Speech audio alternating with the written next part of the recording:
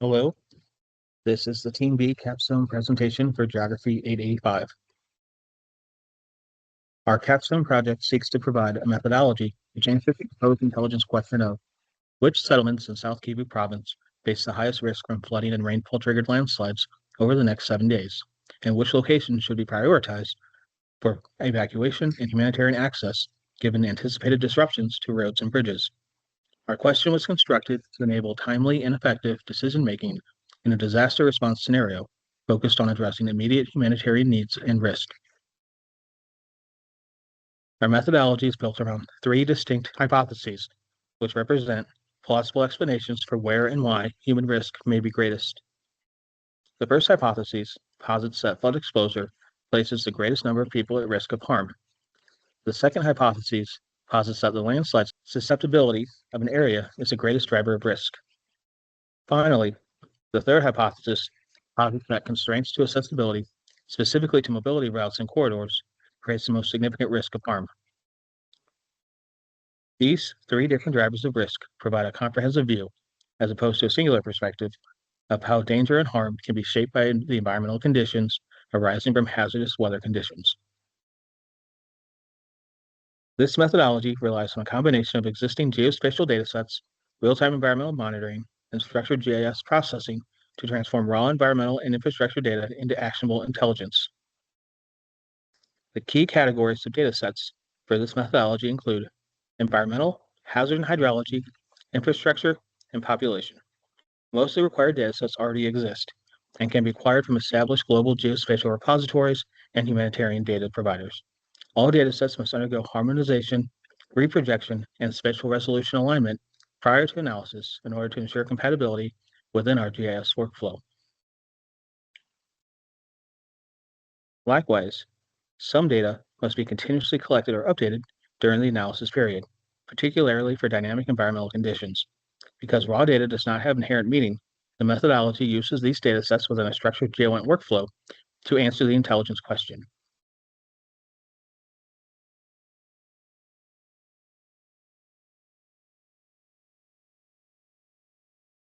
Through hazard modeling, spatial intersection, and accessibility analysis, integrated datasets can be used to identify which settlements face the greatest combined risk from flooding, landslides, and isolation, enabling prioritized humanitarian response decisions. Our methodology transforms raw geospatial datasets into actionable intelligence, which drives decision-making. This is accomplished through detecting hazards and areas of risk exposure, modeling route accessibility conditions, and conducting continuous recalibrations based on the latest information inputs. Outputs of the process allow evacuation efforts to be prioritized, generate province-wide risk maps, and enable early warning for settlements at risk of isolation. My name is Anthony DiLorenzo. I'm going to briefly discuss the assumptions, limitations, and overall methodology used in our geospatial hazard assessment for settlements in South Kivu province in the D-Rock. Our goal with this analysis is to use geospatial data and structured and analytic methods to identify areas where flooding or landslides may pose a risk to local communities. To begin, it is important to clearly explain the assumptions that guide our analysis, because every geospatial model depends on certain conditions being true. The first assumption involves precipitation forecasts. We assume that rainfall forecasts can act as indicators of potential hazard triggers, particularly for flooding and landslides. To do this, we use ensemble weather forecasts from the NOAA Global Forecast System, or GFS, and the European Center for Medium Range Weather Forecast, often called ECMWF. These models allow us to identify where heavy rainfall may increase the likelihood of flooding or slope instability within a 7-day analysis window. The second assumption involves terrain modeling. We assume that digital elevation models accurately represent the terrain conditions that influence hazards. From these elevation datasets, we derive terrain variables such as slope, elevation, and flow accumulation. These variables help us identify floodplains, steep slopes, and areas that may be more vulnerable to landslides. The third assumption relates to population distribution. To estimate where people live across the province, we use world population density data. While this data is modeled rather than based on direct census counts, it provides a useful approximation of where communities are located and where hazards could affect larger number of people. The fourth assumption involves transportation infrastructure. We use OpenStreetMap, road, and bridge data to represent the major transportation routes used by both local communities and humanitarian organizations. These routes help us evaluate evacuation possibilities and identify areas that may become difficult to reach if hazards occur. Finally, we assume that spatial overlay analysis can help identify areas where with higher hazard exposure. By combining rainfall forecast, terrain data, settlement location, and transportation networks, we can estimate where hazards are more likely to impact populated areas.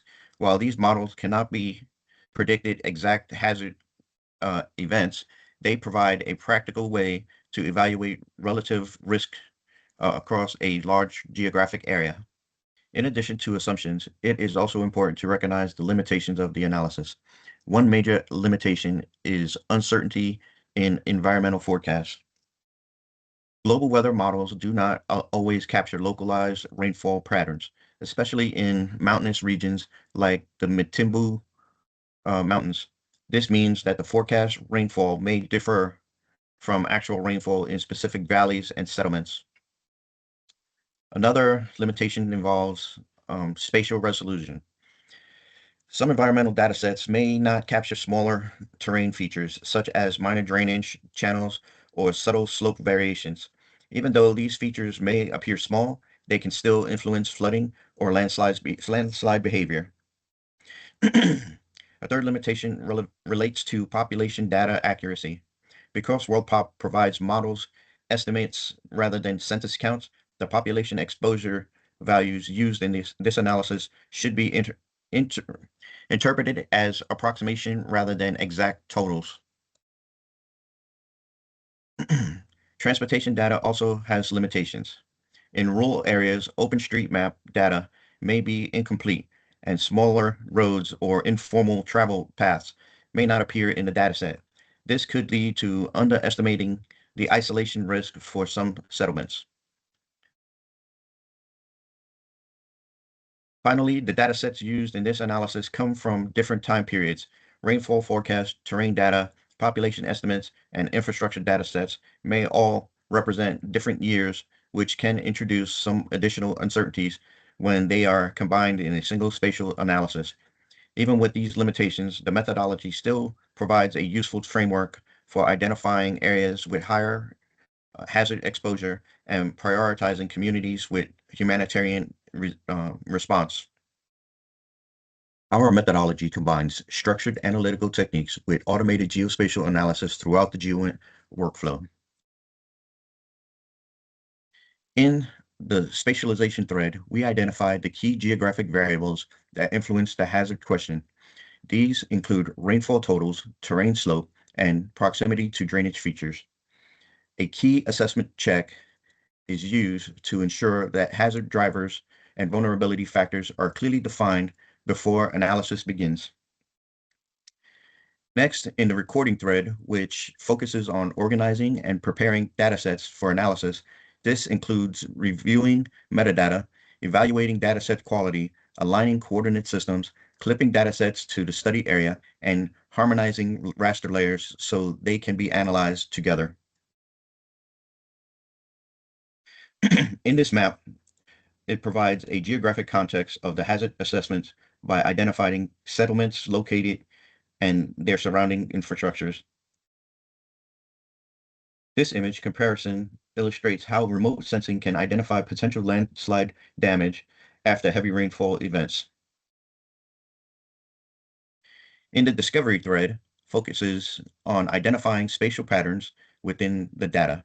Automated geospatial tools are used to model terrain, map rainfall forecasts, and generate hazard surfaces that highlight areas where environmental conditions may increase risk. The tracking thread monitors how environmental conditions change over time. This includes combining rainfall forecasts with satellite precipitation data such as NASA's GPM IMERG, allowing analysts to update hazard assessments as new environmental information becomes available. Finally, the comprehension thread integrates the results of the analysis to support decision-making. Structured analytical techniques such as the analysis of competing hypotheses help evaluate different explanations for hazard patterns observed in the dataset. The final analytic product include hazard exposure maps, settlement risk rankings, and the spatial summaries that help decision makers quickly identify communities that may require evacuation, monitoring, or humanitarian assistance. Overall, this integrated approach provides a structured and data-driven way to assess hazard exposure and support humanitarian planning in South Kivu province. My name is Ben Summerlin, and I will be discussing our methodology in defending our choices between the human and AAG balance. Our methodology uses a hybrid approach that combines automated geospatial analysis with human interpretation across the GeoInt process. Different stages of the intelligence workflow require different types of analysis, which is why we balance AAG-centered and human-centered methods. In the spatialization and recording stages, the methodology is primarily AAG. These stages prepare large geospatial datasets such as digital elevation models, settlement locations, transportation networks, and rainfall forecasts. Tasks such as raster processing, reprojection, and dataset harmonization must be applied consistently across the entire province of South Kivu, making automated geospatial workflows the most efficient way to perform them. Human analysts will provide oversight by validating terrain resolution, confirming settlement representation, and reviewing transportation network completeness to ensure the spatial framework reflects the operational environment. As the analysis moves into the discovery and tracking stages, the methodology becomes more hybrid. Automated analysis identifies patterns of hazard exposure and accessibility risk by combining rainfall forecasts, terrain characteristics, and transportation networks. Human analysts guide this process by defining operational thresholds such as rainfall accumulations, level or slope instability criteria.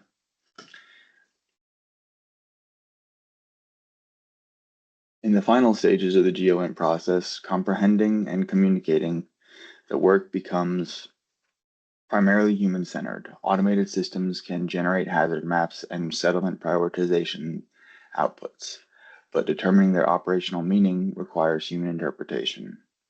Analysts evaluate uncertainty, consider humanitarian consequences, and translate analytical results into guidance for decision makers.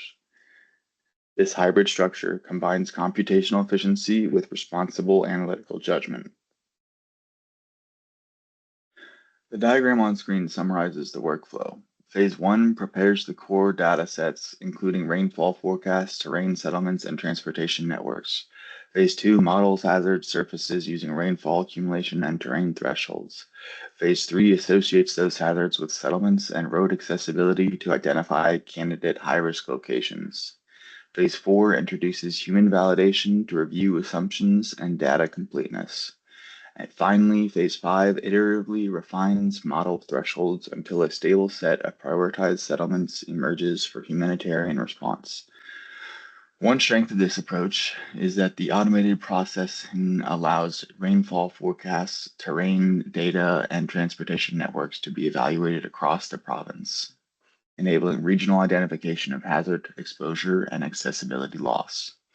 Human analysts remain responsible for defending and defining hazard thresholds and interpreting results, helping ensure prioritization decisions remain transparent and defensible. However, the methodology has limitations. Rainfall forecasts contain uncertainty, particularly in mountainous terrain, and infrastructure datasets such as roads and bridges may be incomplete or outdated. Population datasets may also fail to capture short-term displacement during disasters. For this reason, model outputs should be interpreted as decision support indicators rather than precise predictions. And now on to Miguel. Okay, so now I will explain the analytical outputs of our methodology, the alternative methods we considered, and finally, our overall conclusion.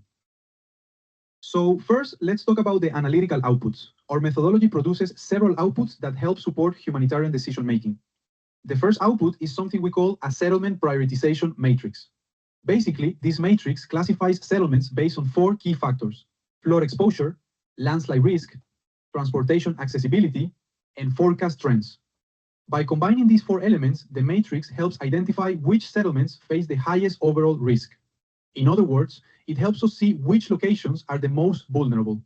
Once those areas are identified, they can be prioritized for evacuation or for humanitarian assistance. Now, the second output is an operational risk map. This map visualizes several important elements. For example, it shows hazard zones. It highlights damaged or blocked road segments, and it displays settlement priority levels. Because everything is visible in one place, decision makers can quickly understand where the most dangerous areas are located, and more importantly, where emergency response should focus first. The third output is a system of change alerts. These alerts identify settlements that suddenly become more vulnerable. For example, a settlement might become isolated if roads are blocked by flooding or landslides.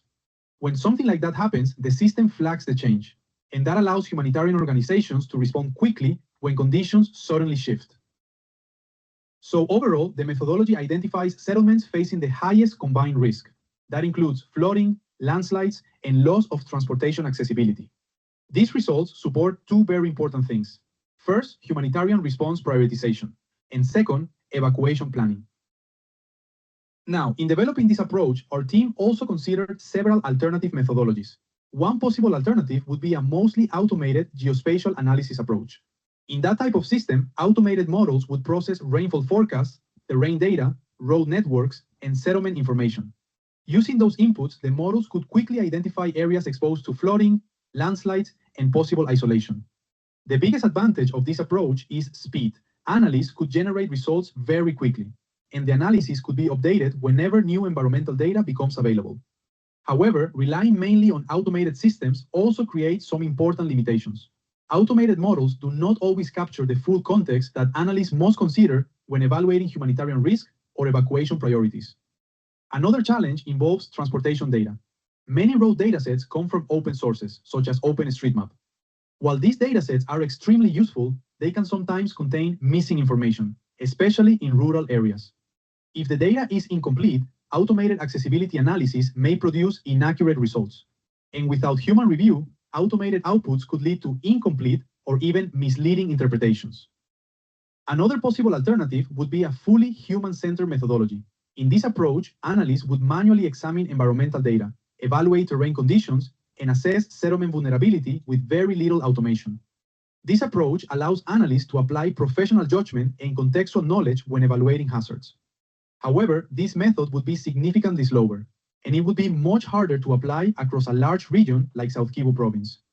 Manual analysis of rainfall, terrain, and transportation networks would require a substantial amount of time and effort.